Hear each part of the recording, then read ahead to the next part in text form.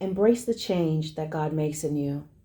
I've done a similar video in the past, and I want to really repeat this to someone because I believe there are individuals that needs to hear this. Embrace the change, the transformation that God has made in you. You know, sometimes there can be individuals in your life where they think that you're being fake. They may think you're being phony. You never spoke like that when you were with me. You never dressed like that when you were with me. You did not carry yourself in that manner when you were with me. You did not conduct yourself like that when you were angry. You did not conduct yourself like that when, if I called you up, you would be willing to come to me. Your mannerisms, the way you're dealing with conflict, when we argued, you did not behave like that. So they will think that you're being fake and you're phony. Oh, you're faking it. No, you're transformed, guys. You're transformed. They will look at how you were when you were with them. Well, that's before Jesus Christ. That's before the transforming power of the Lord came in your life. So, yes, they know the old you, but I want you to not be ashamed or try to subdue who God has made you to be. You're not being fake. You're not being phony. You're transformed. They may feel and tell you and even, say directly to you or tell other people that you're being different and you're not being real because you were not like this when you were with me or when we were friends. You're different. They'll make you feel like your change and your transformation, like something's wrong with it. No, you're changed and you're not fake. You were never going to be that as long as you were with that person. You were never going to transform and develop into who you are today if you stayed around those individuals. So they were never going to see this new you because in that space where you were, you had not grown in the Lord. You were not growing with the Lord. You may have been stagnant. You may not have been seeking God. So they were comfortable with you because you were like-minded.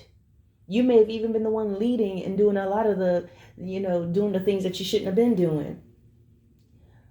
But sometimes when people see you, whether it's family, ex, a friend, those that's known you from the past, they may look at the new you and say, oh, why are you talking like that? Why are you acting like that? Why are your expressions like that? Why has your disposition, it seems like the way you're dealing with things change, and because your voice may be more calm than it was, you may be smiling, you're not reacting, the Lord is just constantly changing us. As we change, guys, you may notice some things about you, like the way you deal with things, your calmness, your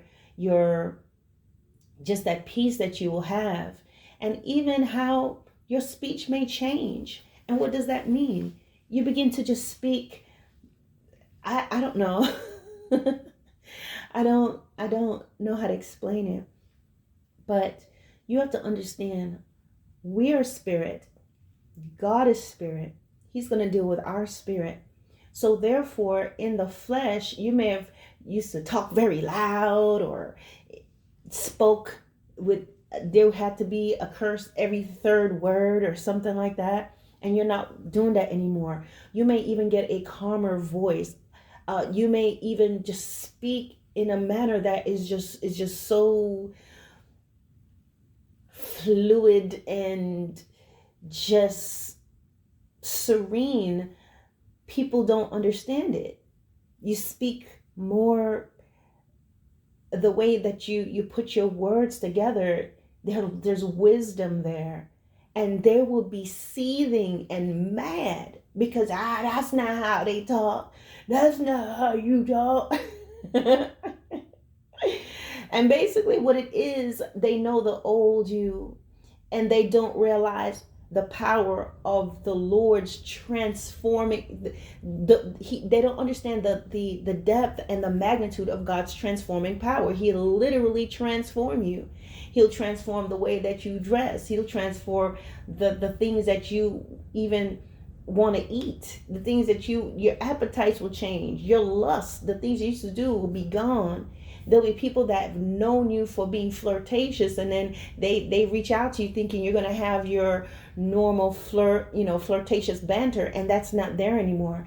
They'll call you and you don't answer anymore. You're not responding. They want to send you things and you don't respond to those things anymore. If you used to be a man that you used to be flirtatious, a woman sees you that's known you, you're not responding to her, she's going to think that, oh, so either she feels rejected or you're acting different.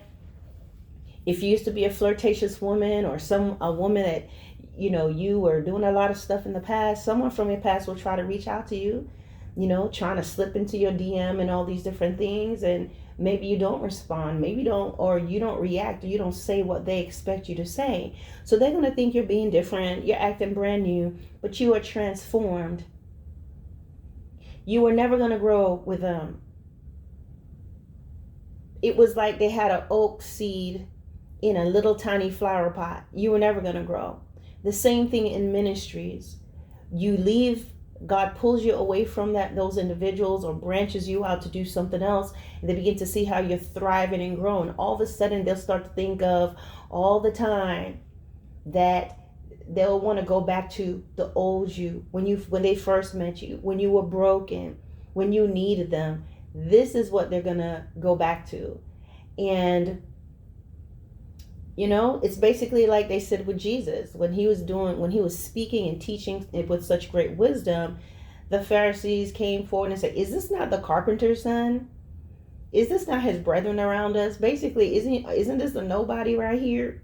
Why is he trying to do, please? Okay, that's their attitude. And so you'll find sometimes even in ministries, they're that way with you. They will be they will become indignant when God begins to move in your life and begins to utilize you. They will say, well, you didn't go through our school of theology and the school of preaching and teaching. You didn't go through our school of exhortation. Have you gone to the school of exhortation?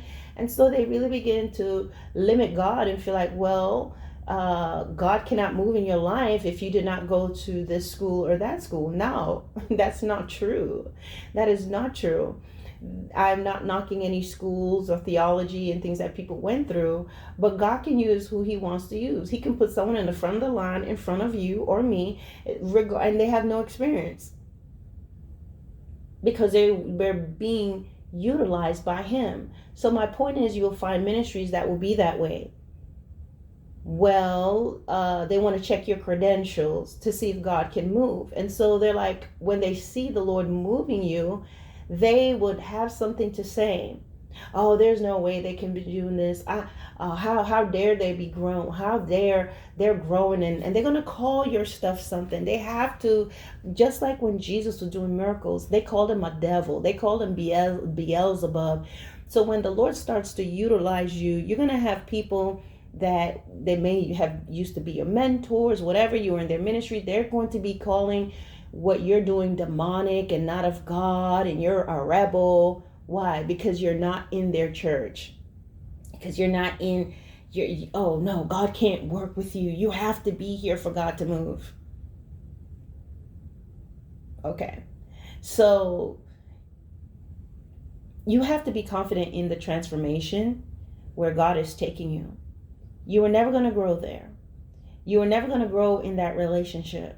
You are never going to be transformed as long as you are with that person. So therefore, who you were to become in Christ, who God was going to transform you into, was never going to happen as long as you were with that person in that relationship, still hanging around, still going to the old places, still doing the old things, still have the old connections, still in places where they want to hinder you, they want to mold you their way. So when you're moved away from that and now you're in the presence of the Lord, and he is your sun, he is your rain, he is your soil, he is the husbandman, you're in the vine, and he's dressing you, and he is snipping and removing what needs to be removed from you, and he is giving you his word and his knowledge, and the more you yield to him, he's just pouring into you. You become something so beautiful, they don't recognize you. Remember when Jesus was crucified, he rose from the dead, He was right in front of Mary Magdalene, and she was asking him, where's the body of Jesus? She thought he was someone else.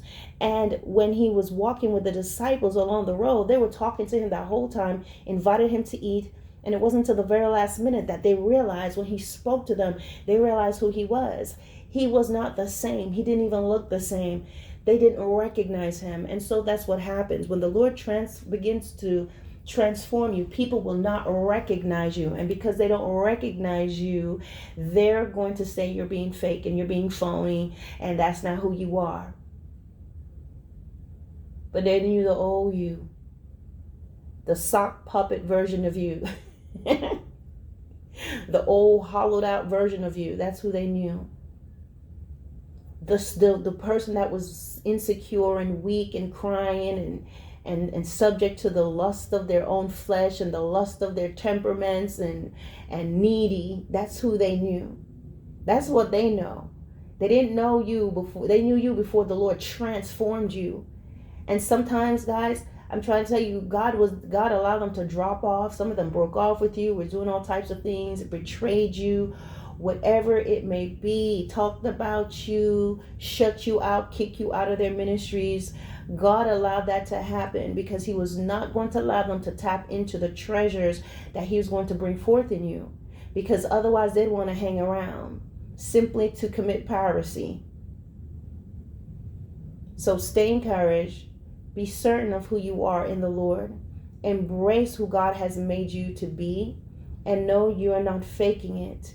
It's simply that you are never going to become who you are today and who you will continue to be, and the higher levels that the Lord's going to take you to, you are never going to be that with them. And God was not going to allow that to be revealed in you, because then he wouldn't have broke up with you. She wouldn't have left you. They wouldn't have kicked you out. They would have tried to keep you and plunder the gifts that God gave to you, extort and expend and take and drain everything that God has given to you. So he keeps it hidden. You don't see, you're nothing to them. Family may be rejecting you. You're nothing. You're nobody in their eyes. You're nothing. You're nobody in this ministry. You're nothing. You're nobody in those relationships and friendships.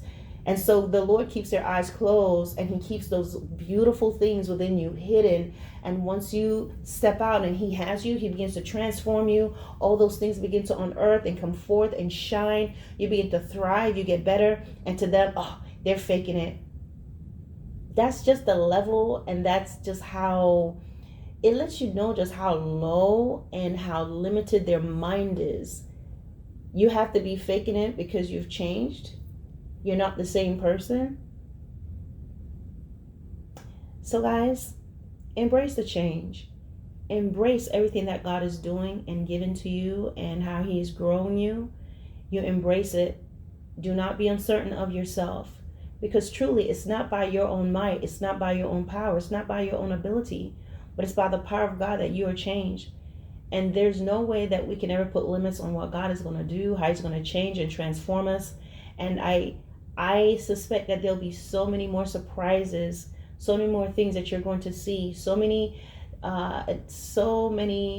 other heights that the Lord will take you, and platforms he will set you on, if you will continue to yield to him, not be uncertain of yourself, not be ashamed, not dimming your light, not trying to clip your own wings around others to make them comfortable.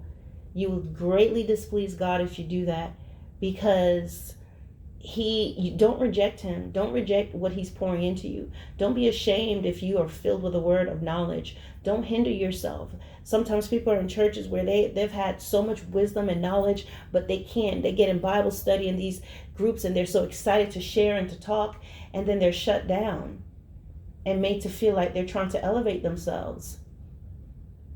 Or they're in churches, they have so much wisdom and knowledge, but they can't be utilized. They're used to, you're the sound booth guy, you're the usher, you're these things, and there's nothing wrong with these positions, but those positions have nothing to do with your gift. Shouldn't be you're running the sound booth, but you can never teach or exhort. There is no sound booth. Listen, these things, running a sound booth and handing out pamphlets at the door, is not your ministry. I don't know why they keep calling these things ministries. Ministries teaching and exhorting. You're just doing something. You turn on the mics. What about your gift? What about your call? Okay, you hanging out some paper at the door and setting people down and making sure there's order. That's not a ministry. That's just something you're doing to help out at the church. What about your ministry? You understand that? So there's plenty of people they're happy doing these jobs that they call ministry, but ministry is preaching the gospel, teaching the gospel. Yes, there's hospitality and all that, and you're given that gift of hospitality, but that is not your calling per se. You're just not going to get to heaven for just doing hospitality. We're supposed to go and tell people about the Lord and be sharing and know that the Lord can pour into us and do more through us, and you can still be hospitable. You can be preaching, telling people about Jesus, moving by the power of the Holy Spirit, healing and helping and delivering people, and still be helping in the sound booth. Don't allow anyone to limit you. And most importantly, embrace your transformation and be open to more of it. Do not grieve or quench the Holy Spirit because of how others feel uncomfortable. They speak of the old man. They speak of what they've known. This new you and who you are and where God has brought you to, it was never going to come forth as long as you were there. Embrace it. All right, guys.